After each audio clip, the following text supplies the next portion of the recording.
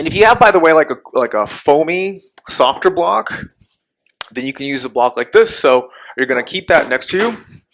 You're going to lay down first, and then you're going to lift your pelvis just enough to slide the block underneath, and make sure that you're using the lowest end of the block, the smallest lift. You're going to put that right underneath your glutes. Make sure that it never touches your lower back. You should actually keep this top edge of the block a little bit below the top edge of the pelvis, which is the same thing as the top edge of your glutes. And once you get it there, you're going to walk your feet forward. And then once you get your legs extended, place one ankle on top of the other, and it's going to be just almost as good as using a strap.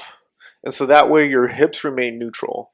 And if in the first minute it doesn't quite feel that happy, your lower back feels a little bit strained or compressed, then all you have to do is lift your pelvis, set the block a little bit lower, maybe more in line with your tailbone, and then re-extend the legs and place your arms just in a classical shavasana position.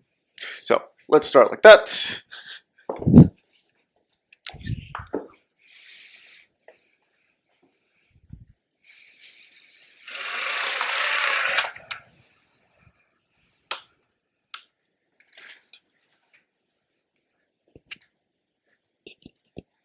Yes. And you'll know how right or wrong the pose is for you just based on how specifically the feelings around your lower back feel.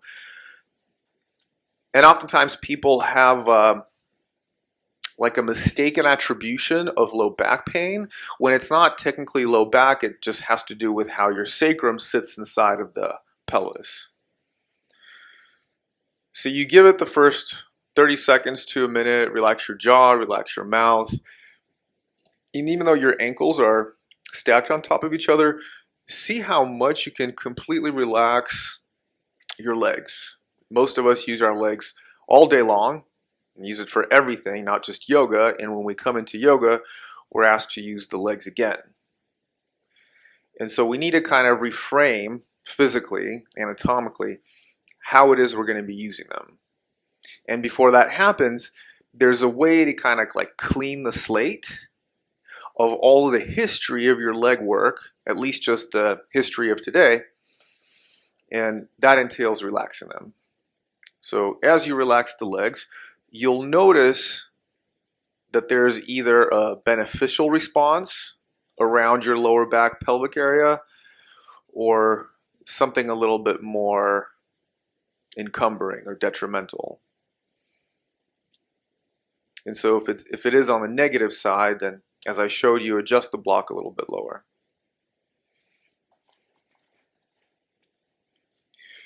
Today we're going to start class like this, which is, I oftentimes explain as a anti-sitting posture, because hip flexion is, and trunk flexion, of course, is how we spend so much of our life, whether it is for fitness or not, that just by simply placing the body in the complete opposite architecture, you can start to enforce or influence the complete opposite response. And what I mean by that is when we get into a stress response, which is for some of us is a little bit more prevalent than others, I think, the first thing that the body wants to do, anatomically speaking, is contract and kind of slump and hunch and fold. So what we have here is a wiring, and is an association between this hunched over flex position and the experience of stress. So when we unravel the physical presentation, we end up actually starting to unravel the psycho-emotional. Okay, and now to really officialize the beginning of our yoga class, let's just take 5 deep breaths. So I want you to specifically focus right here on your abdomen, and when you inhale, try to push your belly button as high as you can up towards the ceiling. And then when you exhale, making sure that your ribs feel they contract a little bit first, pull your belly in at the very end.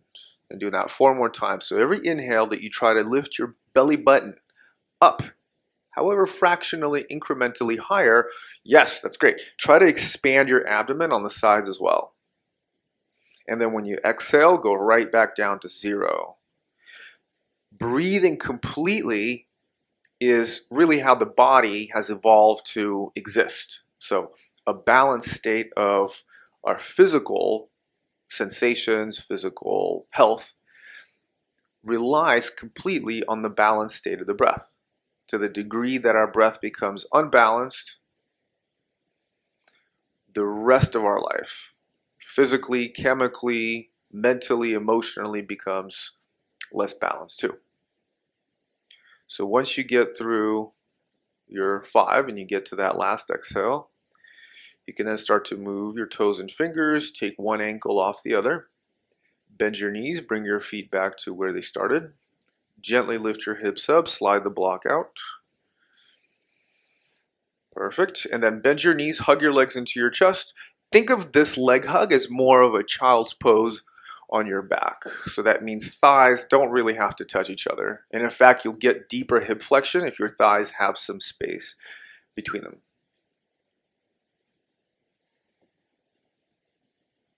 Okay. And then from there, roll over either to your right or to your left, and then come up on all fours, please. And we'll just come up on all fours to get everything organized and ready for our downward dog.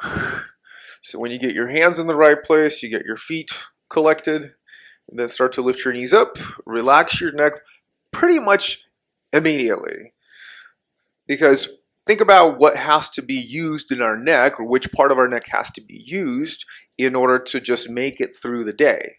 You have to use the posterior neck, which are your neck extensors, in order to just keep your head up on your shoulders. So we want to give that some rest.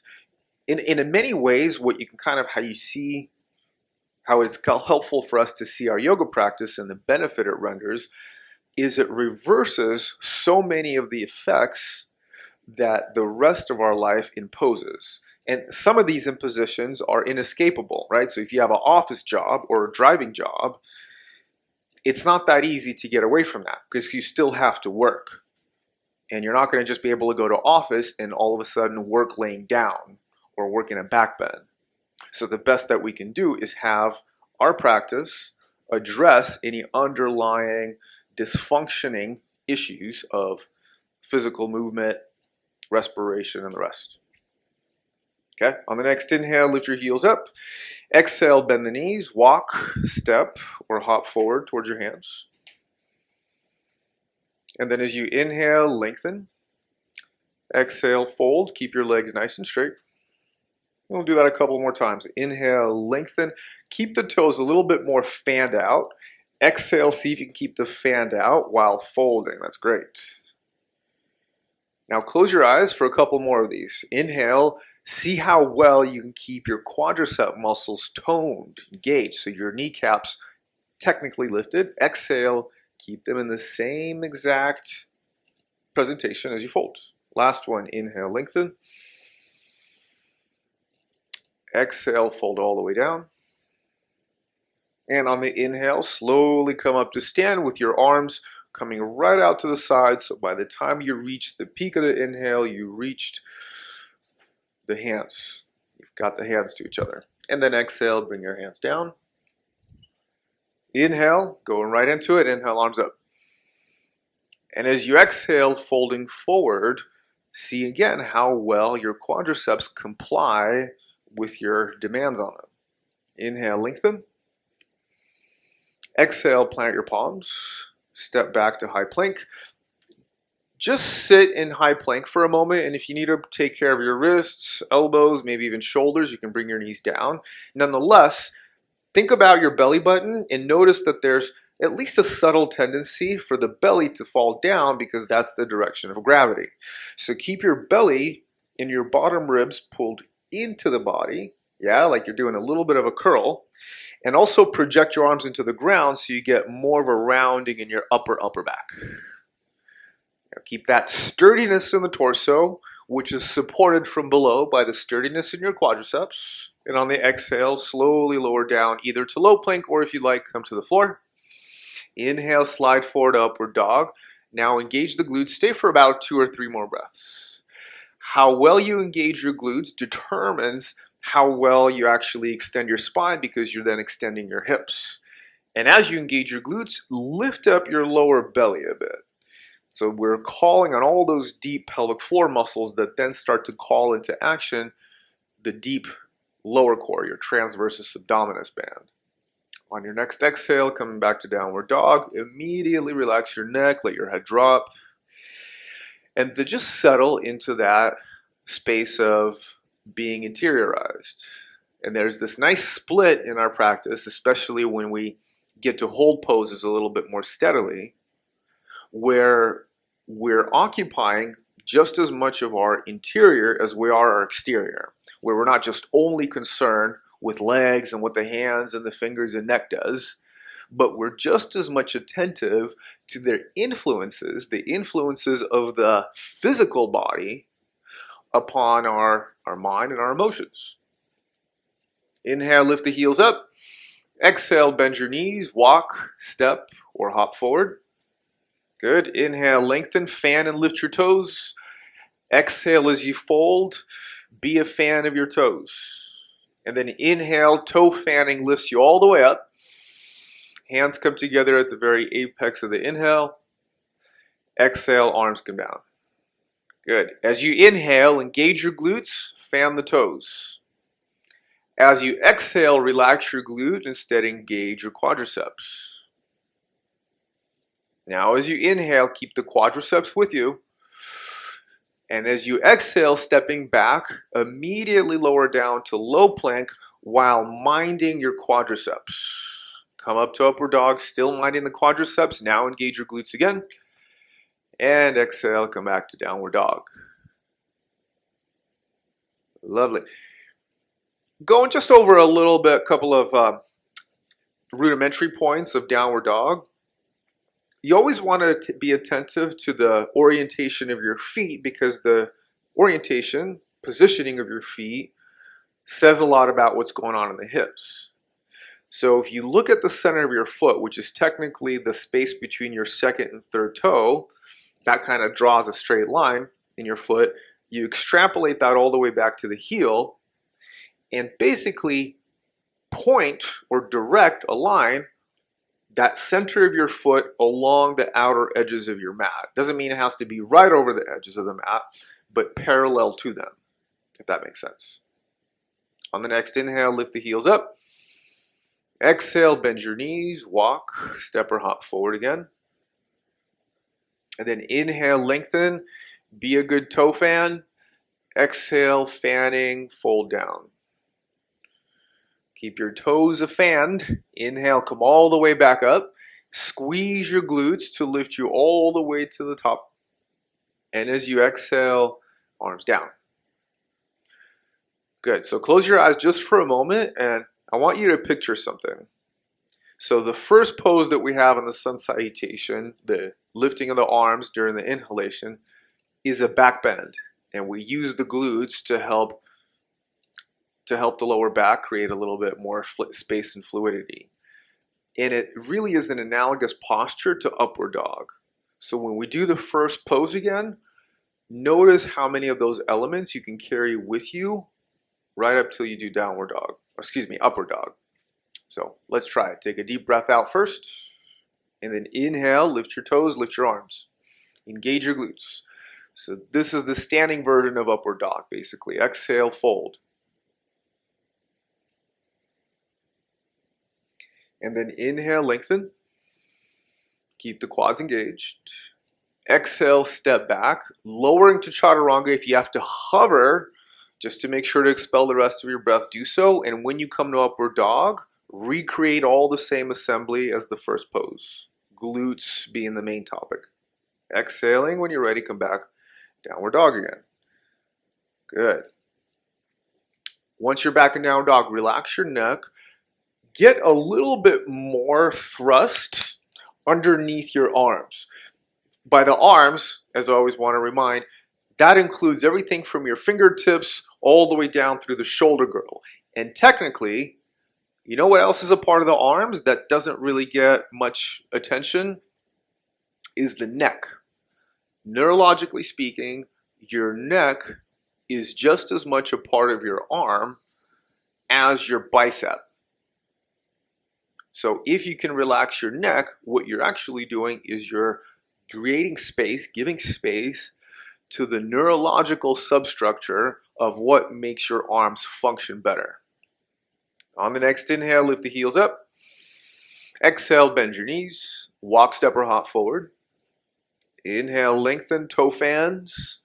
Exhale, fold. Good. And again, inhale, come all the way back up to stand. So this is just the recreation of upward dog principles. And exhale, arms down. Let's go right into the B's. Bend your knees, lift your toes, fan the toes. 3 breaths for the Sutkhatasana, just to do 2 things. And they sound simple, but simple doesn't always mean easy. Situate yourself heavily into the heels, squeeze your thighs, and that's it. 1 more breath in. And as you exhale, keep the toes fanned, fold forward while straightening your legs. Good, straight legs. Inhale, lengthen. Exhale, plant your palms, step back. Be extra considerate of how deep your exhale is.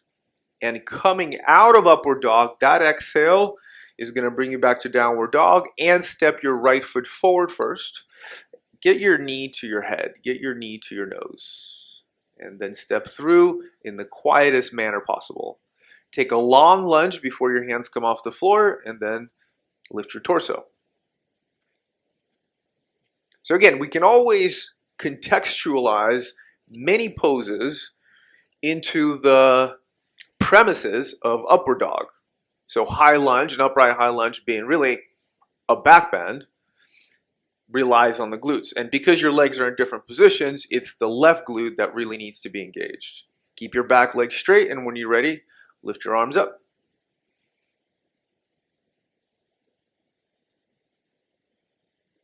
See if you can be a little less tense in the toes. And of course, we mean the front toes because the back toes you actually need. Take 1 more inhale. And as you exhale, bring your hands down. See if that same exhale can be tied into the descent into your chaturanga. Coming out of upward dog, save enough exhale space to bring your left foot forward, knee to nose first, or as close as possible before it steps through. Take a long stance, a long lunge. Keep your back leg just solid.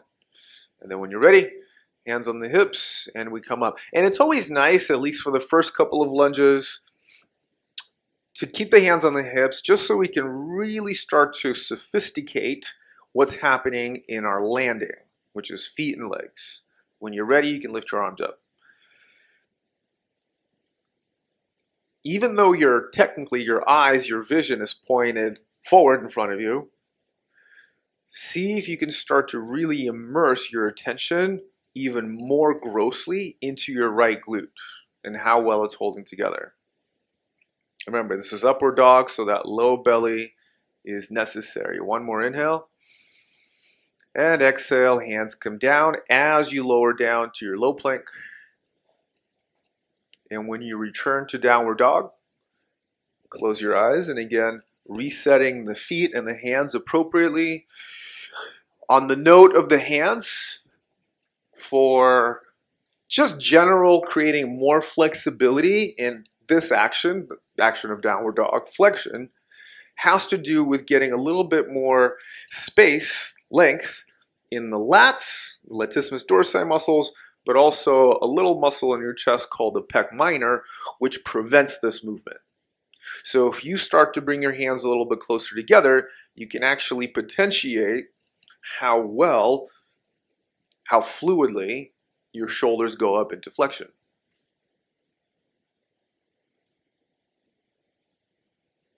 Next inhale, lift the heels up. Exhale, bend your knees, walk, step, or hop forward. Inhale, lengthen. Exhale, fold. And then maybe starting with a toe fan first, bend your knees for Utkatasana, lift your arms up, and for 2 extra breaths, dominant bearing of weight on the heels and just a mashing together of your thighs. One more breath in. Keep the toes fanned as you exhale, stand up straight, and just bring your arms down. We'll find a couple of variations for this next sun salute. Inhale, bend your knees, arms up, squeeze your thighs, drown your heels in gravity. Exhale, fold. Inhale, lengthen. Exhale, plant your palms, step back. Come all the way down to chaturanga. Make sure you really fill up to the brim in upward dog. And saving enough exhale to step back and bring your right foot forward with a little quick stop over knee to head. High lunge again. Okay, so now we'll find some of our variations. You're going to keep the whole template of your lower body as is, especially paying more and more focus to the left leg, the back leg. Fold forward. Good. Keep your hands on the ground. And then place your hands on the hips. Keep the same exact distribution of energy in your legs. Inhale, come back upright. And then straighten your front leg. Exhale, fold forward over the front leg. Keep the back heel lifted for this version. Keep your front kneecap lifted. Inhale, stand back up, not changing anything about the legs. Lift your arms overhead. Settle your back foot to the mat and turn open for triangle pose setup. And then bring your arms parallel to the ground. Keep your front kneecap lifted. If you want a little extra balance challenge, lift the front of your right foot off the ground entirely. And then exhale, reach forward for a while before you tilt and bring your right hand either to the floor or just hold on to your shin. As long as you're letting your body weight land on the right arm, the support of your right arm, it doesn't matter where your hand is exactly. Now you're going to bend your front knee into Parsvottanasana, side angle position. Reach your left arm beyond the body, side angle. Reach your left arm beyond the body and then steer your front knee to the right. So your right knee is actually pushing into your arm. And if you're placing your elbow on your thigh, it's still the same as far as the action of the leg, which is all issued from your glutes, your main extensor muscle. Good. Now bring your left hand to the mat. Lift your back heel, bring your left knee to the mat. Come up to high lunge. This is a long sun salutation. Lift your arms overhead. Low lunge, so back knee down. Yep. And then see if you can let your pelvis sink a little bit closer to the ground, all pushed from behind, literally by your own behind, by your own left glute. One more breath like that. And then exhale as your hands come down, lift your back knee and step your right leg back, taking yourself right into the next vinyasa. Okay, let's see if I can remember all that for side two. Let's step the left foot forward with a little quick stop over, knee to head. Beautiful. And then high lunge. So arms stay overhead and actually elevate your shoulder blades. So the difference is between this position and this position. So keep the shoulders ascending, but fold your body down. And then hands to the floor. Once your hands reach the ground, reassemble your legs with a little more fortitude, and then place the hands on the hips and use the inhale to get back upright. Exactly. Then straighten your front leg. Exhale, fold forward on top of the front leg. Keep the back heel lifted. Keep the front kneecap lifted. Next inhale, stand back upright. Keep your front leg straight, arms overhead. And then keep the arms overhead until most of your body is set up for the triangle pose beginning. And then once it is, bring your arms parallel to the ground. Exhale, reach forward for a while so your arms stay in a horizontal plane going left, going forward, and your hips are actually going the opposite direction. Now with your left hand down, see if you can create a little bit deeper groove right here in your left hip crease so that it actually helps to lengthen this left side of the torso. Now bend your front knee into Parsvottanasana. Beautiful. So there's a big relationship, a lot of similarity between triangle pose and side angle pose. And for these purposes, the lateral tilting, the lateral rotation of your pelvis requires a little bit more pressure from the outer edge of your back heel. As you exhale, bring your right hand to the mat, lift your back heel and lower your back knee, and then lift your torso up for our low lunge. And the entire direction of this low lunge right now should be how close you can get your pelvis to the ground, or in other words, how close this right thigh can come to the mat. All of it made possible from the support of your right glute. One more breath in. And then exhale, bring your hands down, step your left leg back, and then take a vinyasa, and we'll come back to downward dog from there. Glorious. Relax your neck, drop your head.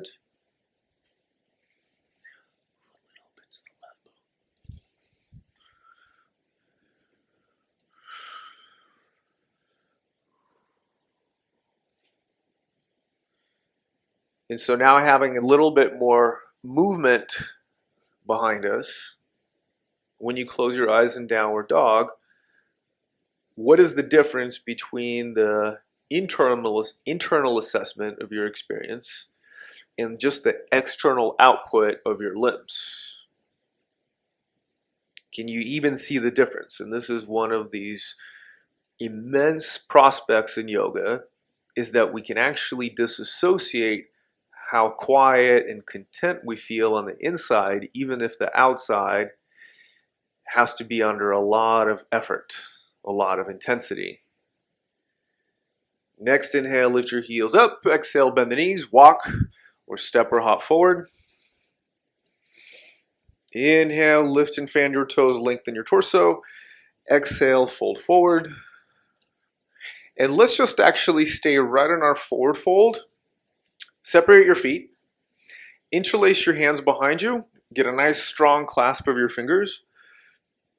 Make sure that the entire surface, the entire perimeter or circumference of your palms are touching each other, which is all activated a little bit better by pushing the tips of your fingers, the actual tips themselves, more firmly against the backs of the hands. So intensity of hand effort does support the stability of your shoulders. So when you get that to happen, start to pull your arms overhead.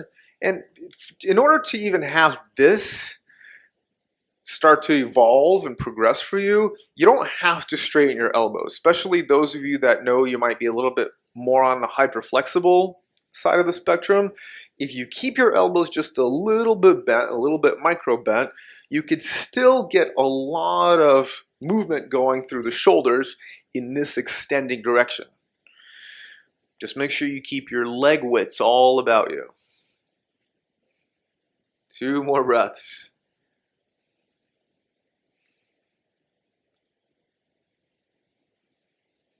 Awesome. Release your hands. Bring your hands to the mat. And let's actually just go right into a lunge. So you're going to step your left leg back.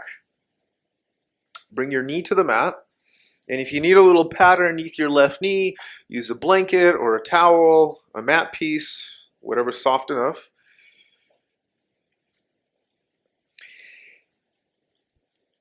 And so initially we can start with more of a rudimentary lunge. So when you lift your torso up, you keep your back knee down. That might just mean exactly perfect here. You have your left knee right below the left hip and your right ankle right below the right knee. Okay, so we'll see if we want to expand that as we get going. Lift your arms overhead. Good. So instead of keeping the arms straight, bend your elbows and hold your opposite elbows. And then dig your thumbs right into the crease of the elbows and try to kind of like poke your elbows up with your thumbs from below. So this is going to create a little bit more length in the body. So with that, lift your shoulder blades. And now start to arch up and over to your right. So you take a side bend. And if you haven't done this arm position much, it'll definitely feel unfamiliar and for that reason a little bit awkward. But as long as you keep your low belly strong, you keep your glutes strong, there's really no reason that there should be anything here that hurts the arms. Now we can actually go a little bit deeper into the posture. First, you can walk or crawl your right foot forward with your toes some, and then lunge forward a little bit deeper. So we come back to the previous assembly of the lunge where our whole aim was to get this back thigh closer to the ground. So now we add the side flexion on top of everything. Perfect. Good. Let's take 2 more breaths here. Notice how your left side, how much it allows the opening and the flexibility increase. Next inhale, usually want to come out of the pose on inhales, bring your hands down, and let's just switch legs right from there. With the back knee to the mat, again, start in a more just very basic low lunge. Bottom knee below the hip, front ankle below the front knee. So it's like a 90 degree angle in your back leg and in your front leg. Lift your arms overhead, and again, hold your elbows, but hold it the less familiar way. So if you had, say, your left forearm on top, then have your right forearm on top this time. If it feels more awkward than the last time, then you got it right. Start your side bending. Your left glute, just like any other kind of lunge in this case, is critical. So keep the right glute all about you, because it also helps to turn off your psoas. It's the functional antagonist to psoas constraint. And if you want to go further, if you did before, adjust your left foot forward using that toe crawl technique. It's a pretty sophisticated technique. And then start to bend up and over to your left, all with this constant supervision from your right glute, right? So it's like your right glute is the job foreman that's just watching everything else that's happening. And if your right glute isn't on, it's like the boss not coming to work. Everything else can't really work the same way. 1 more breath. Inhale, come back to center, bring your hands down. Step your left leg back. Take a vinyasa here.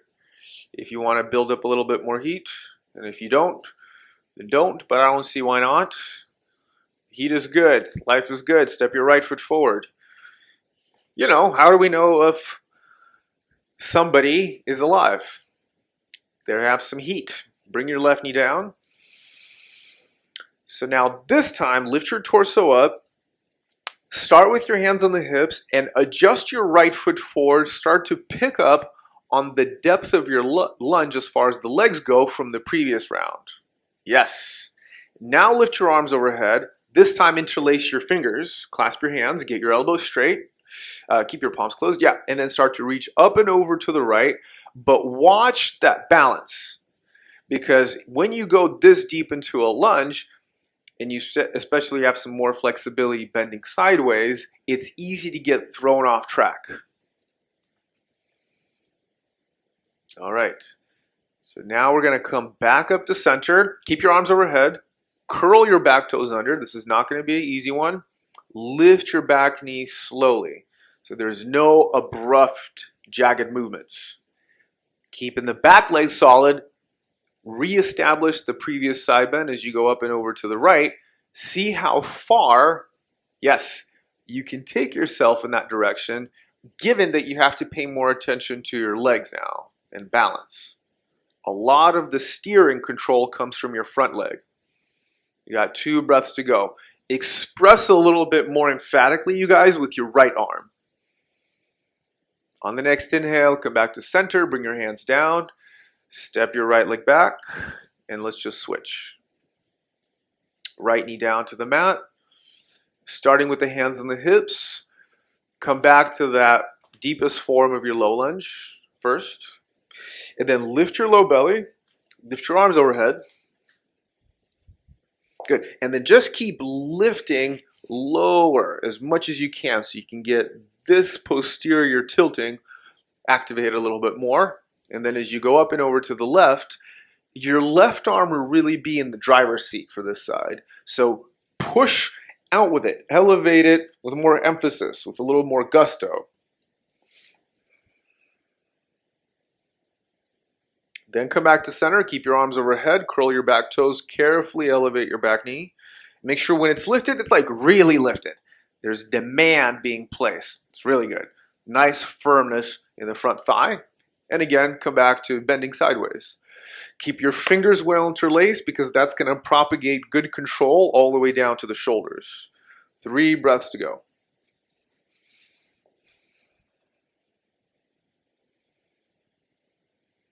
Inhale, come back to center. Exhale, bring your hands down. Awesome. Step your left leg back. Take a vinyasa if you want some extra heat. And when we come back to downward dog, we'll hang there for 5 breaths. And honestly, the only thing that really does hang in downward dog should be the head. Everything else below the neck should be absolutely fortified. See how much more you can fan your toes, even being a downward dogger.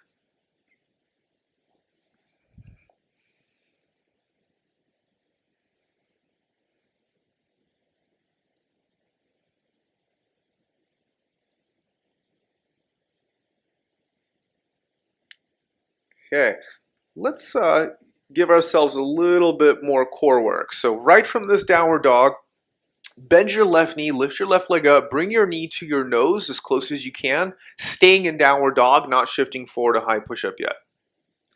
And then we're going to try to keep the knee close to the head while you shift forward to high plank. Keep the knee close as you come back to downward dog. Left leg down. Right leg lifts, bend the knee, get the knee close to your forehead, keep it there as you shift forward to high plank. Beautiful. Keep that contact as you shift back to dog pose, right leg down. Again, left leg. So now a little bit more breath centric. Exhale, bring the knee to nose. Inhale, stay. Exhale, come forward to high plank. Inhale, stay in high plank. Exhale, bring it all back to dog. Beautiful. Exhale, bring your knee to nose in downward dog. Stay through the inhale. Exhale, shift it forward, keeping that contact to high plank. Hold it there through the inhale, fill up. Exhale, bring it back to dog pose. One more time each side.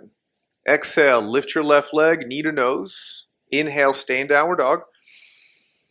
Exhale, forward to high plank. Inhale, stay. Exhale, back to dog. And last one. Exhale, bring the knee close to the nose, stay in dog pose. Inhale, stay there. Exhale, shift it forward to high plank. Inhale, stay there. Exhale, back to dog. Excellent. Come down to your knees. And then let's grab ourselves a belt, like I promised. And you're going to actually sit on a block. I'm going to have Michelle sit facing the same way, and I'll move around to show you a couple of the details if necessary. So you're going to have your belt. You're going to unravel your belt. So you want one long strand. It's not tied right now. And you're going to sit basically in Virasana, so hero pose on the block. And anybody can do this. You can even sit on 2 blocks. You can adjust your block height to be a little bit higher if this is too closed for your knees. So you're going to grab your belt. Okay, so what we want is to find out where the top of the belt is and where the bottom of the belt is. So you're going to have the bottom of your belt, right? In this case, there's the Manduka logo on top, so the bottom of the belt's pretty evident. You're going to place the bottom of the belt facing up right across the lap like this, close to the hip crease. And you want the buckle end of the belt to be a little bit shorter than the tail end. And what you're going to do is take the buckle, you're going to thread it around the inside, so in Michelle's case, the inside of the right ankle, and you're going to bring that belt out just a little bit, so say there's like a foot of belt with this buckle. And you're going to do the same thing, repeat on the left side. And you have to just make sure that you carry your belt with you so it doesn't get any kinks as you thread it around. Okay, so take some time to get that set up. So now, just to restate it, you have the belt going across your lap, close to the hip creases. Your belts are threaded, the ends of the belts are threaded similarly around the inside of the heel and coming out over the outside of the heel. On both sides, the difference is the non-buckle end should be longer than the buckle end. You'll see why in a moment. So then you're going to take your buckle end, move around in front so it's a little easier to see. And then you're going to grab your belt, the tail of the belt, and you're going to go ahead and thread that into the buckle. So now you're tying your belt the way that it's intended to be. And when you do this, start to tie and tighten your belt a little bit more tightly. So now your lower legs are just bound and tied to your thighs, to your upper legs.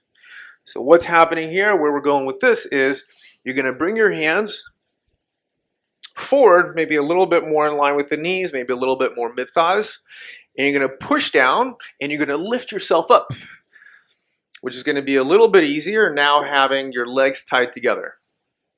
And you don't have to take the block with you. There you go. Good. So however much you can lift, try to hold for about 3 to 5 breaths. Even if your toes are touching the ground and all you can lift is your knees, think about contracting your core, yes, and try to pull your knees close to the nose. Good. So when you try that for about 3 to 5 breaths, then sit back and let your body cool down for a couple moments. So as you let your body cool down, here's what you can actually just leave with, or here's an option that is perfectly tenable for building up this skill. So instead of lifting both of your legs completely, you could just lean forward into the hands and do this. And just think of simply how much and how close you can get your thighs to your chest. And then eventually you can play around, well, not in this case, lifting one foot off the ground, but your feet and toes can stay down. It's basically enough to just lift the thighs. And if you can lift more, you can always lift a little bit more. So we want to do that 3 times total, 3 sets of it. 3 to 5 breaths each. There you go. Good. So start to really slam your arms into the mat. You have to get this protracting effort in your shoulder blades, and then lift the legs. And then when you get that second set done, again, sit back, close your eyes, relax your shoulders, relax your jaw. Obviously, relax the core. Everything you were just using.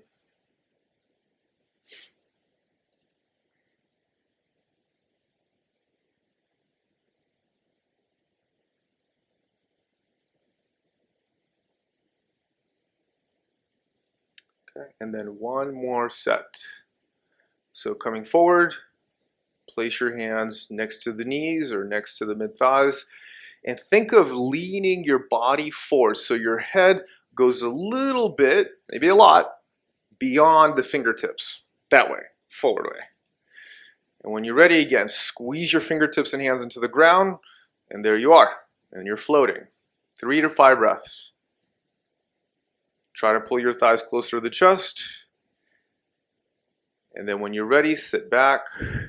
And then now let's untie the belt. So release the belt buckle. Take the tail of the belt out. Perfect. Take the belt out of the legs entirely. Okay. And then you're going to lay down on your back. So once you get to your back, extending your legs out in front of you, put your hands underneath your glutes. Good. And now lift your legs straight up to the ceiling. Perfect. You know what? Since we have a block, we might as well use it. Grab your block next to you and just put your block right between your thighs. It can either be closer to the knees or closer to the mid-thighs. Wherever pressure now exerted by squeezing the block doesn't really irritate your legs. So whatever that may be. You're going to squeeze the block nice and tight. Pull your toes back, kick out through the heels. And we're going to do a couple of lifts. So we're going to inhale, bring the legs all the way down to the floor. Leave them there for a moment on the ground, still keeping the hands underneath your glutes. See if you can sense how your low back is or is not in contact with the ground. So now without lifting your legs quite yet, Just only squeeze the block and try to use, like you're leveraging this squeeze of the block into pressing the lower back into the floor a little bit more. Right there. Yes. So that's what you want to retain the entire time that you do these leg lifts. So on your exhale, lift your legs up slowly. Try not to ever rely on momentum. There we go. Then inhale, bring your legs down. And as your legs come closer to the floor, the lower back is going to be more tempted to lift. Exhale, lift back up. There. Inhale down. And as you exhale, make sure that you're tying the exhale to the power of the leg lift. 2 more of these. As you inhale, squeeze the block like you're breaking it, like you're crushing it. Exhale, lift. Good. Last one. Inhale down. Exhale, lift. Perfect. Now bend your knees, set your feet flat to the mat. Extend your arms out to the sides. And when you have your arms out at the sides, kind of like Warrior 2, the difference only is your palms are going to be pressing down into the floor. Still keep the block between your legs, but before we go to the side, shift your hips, just your hips and pelvis, to the right about 4 or 5 inches. Exactly. And then lift your feet off the ground, still keep the knees bent. You can always cross one ankle in front of the other, on top of the other. Okay, now you're going to inhale, bring your knees over to the left, stop at about the halfway point, hold it there. Find how the action of your left arm is really the one that is going to support the legs position when the core's action here. Press down with the left hand, with the left elbow, with the left shoulder blade. This is all really in the domain of your oblique chain. As you exhale, still using the left arm, bring your legs to center. Good. And again, inhale, come back to that halfway point. Hold it there for a breath or 2. If this doesn't challenge you completely, right, where a little bit further would just break down your power, then try to take your legs a little bit closer to the mat, perhaps until your thighs are all the way down. So at the same time as you do this core work, you're actually also getting a good rotation. And on the exhale, use the downward pressure of your left arm to lift back up. That's it. Inhale, bring your legs left. Exhale, back to center. Good. Inhale, bring your legs back to the left. And continue searching for a little deeper and deeper angle on this one. Exhale, come back up. Last one. If your thighs haven't gotten to the mat yet, see if this is the repetition that'll get them there. Exhale, back up.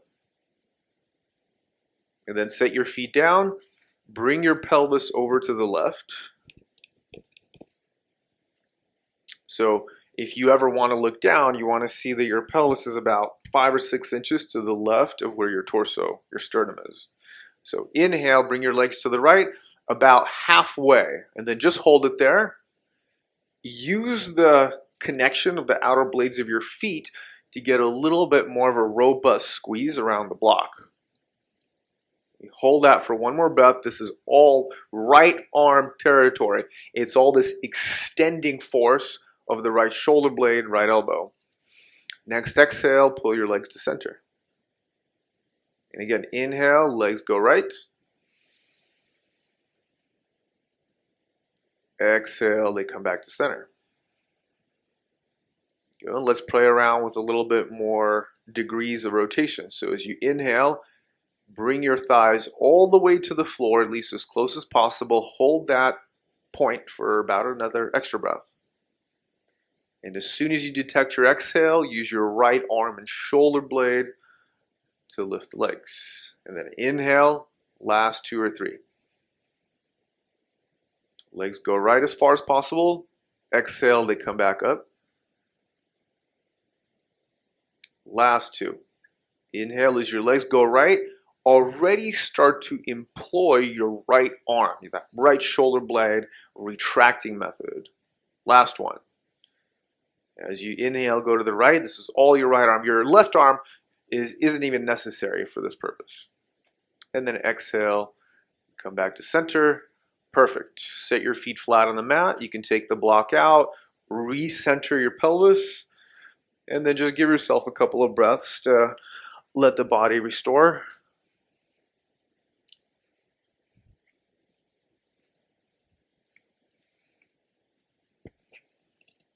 Okay, now we started with hip extension, and then we did a lot of hip flexion in class today, especially there at the end with the core work. So we'll end it with hip extension yet again. And you're going to roll over to the side for this. You're going to sit in Virasana one more time. And one of my favorite versions of Virasana is, of course, the Ekapada version. So whether you're sitting on a block or on the floor, make sure that one leg is already in hero pose and the other foot can be flat on the ground. So you can bend your knee. And then look at the angle that your right knee makes with respect to the right hip. Make sure the right leg is in a straight line. And you look at where the inner right heel is so that it is always on the same plane as the outer hip. Keep your toes on the right foot spread, nailing to the ground. And then initially just lower down onto your hands. And when you get to your hands, lift your pelvis up. Hold on, come on. So lift your pelvis up and do a posterior tilt. And so what posterior tilt means, it's the opposite of sticking your butt out. So come up on your hands. I want to see if you can make it a little bit more visible. So when you lift your pelvis up, try to show how you can pull your butt into the body. So when you sit back down, you sit more on the middle part of your glutes. There. And then do the same thing when you come down to your elbows, you guys. And eventually, if you're not sitting on a block, you can lay all the way down on the floor. But when you get to the floor, it's also a good idea at that point to try to reposition your pelvis even further. So you can press down, with your shoulder blades, do that pelvic tilt backwards, which isn't a tailbone scoop. And I know that the language in the modern yoga scene has definitely become very friendly with this whole tailbone scooping or unscooping. And the thing is, I've never been taught, nor do I think it's useful to teach connecting people to a movement that they can't actually control, because you can't actually feel and control your tailbone directly. So the things that you can control is the tilt of your pelvis.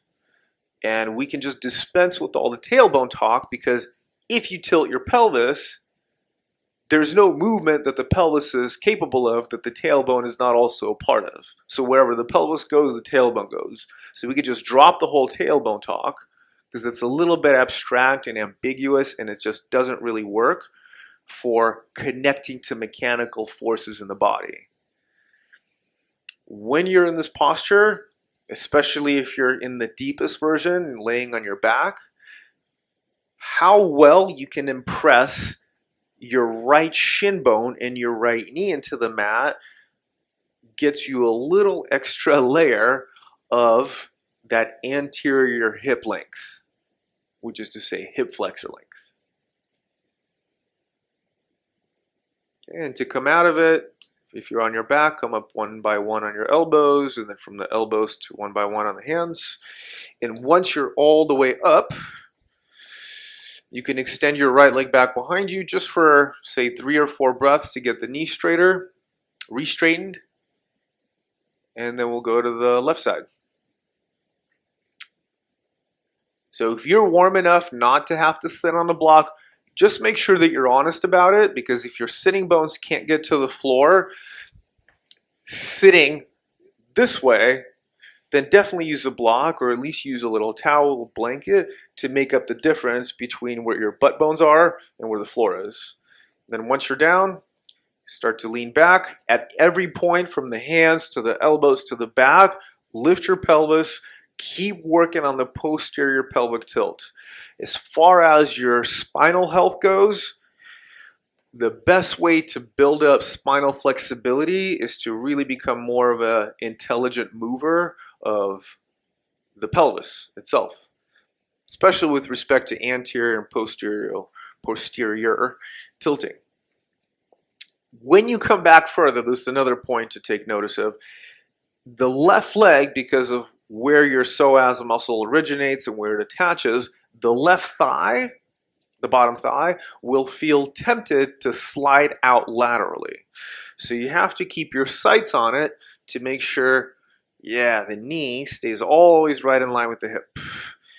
And as long as all that happens, yes, keeping your inner ankle and inner heel on the same plane as your outer hip. So now lift the lower belly and then drive your left shin into the floor.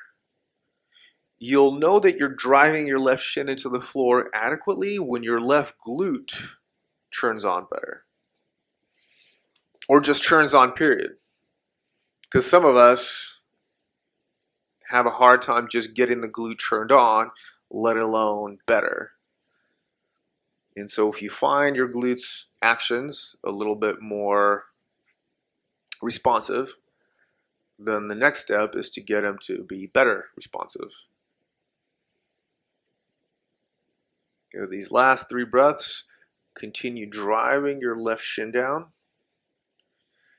and see if you can control the angle of your left leg with your left legs and hips on muscles. So you could almost kind of veer your left knee either rightward or leftward. So make sure you're trying to veer it rightward.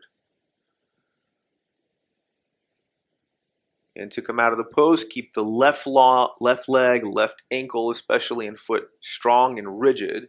And then come up from shoulders to elbows, from elbows to hands.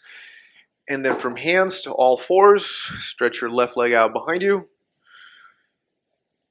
And it's always just so nice to do a good psoas lengthening pose before resting, which is now where we've arrived. So go ahead, lay on your back. And anything that you need to put underneath your head, definitely get something ready to put over your eyes so you can cut off any impact of light on the visual system.